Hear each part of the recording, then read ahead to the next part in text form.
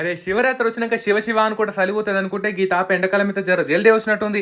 ఎండాకాలం అంటేనే పెద్ద నెత్తినొప్పి కదా, డోర్ తీద్దామంటే దోమలు వస్తాయి, మూద్దామంటేనేమో ఉడక వస్తుంది. గిసుంటప్పుడే గీ మస్కిటో మెష్ అయితే జబర్దస్త్ పాయరం అనిపించింది. హోమ్ ట్రేడర్స్ అని ఇన్స్టాగ్రామ్ పేజ్ నుంచి అయితే మనం గీ మస్కిటో మెష్ ఆర్డర్ పెట్టినాము.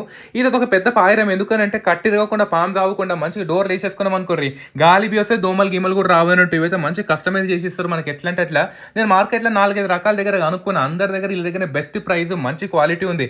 ఒక పూట వచ్చేసి మంచి మెజర్మెంట్ తీసుకున్నారు, నాకు ఎస్టిమేషన్ ఇచ్చారు, కన్ఫర్మ్ చేసిన తర్వాత నెక్స్ట్ డే వచ్చి దబ్బా దబ్బా ఫిట్ చేసి ఇస్తారు అన్నట్టు.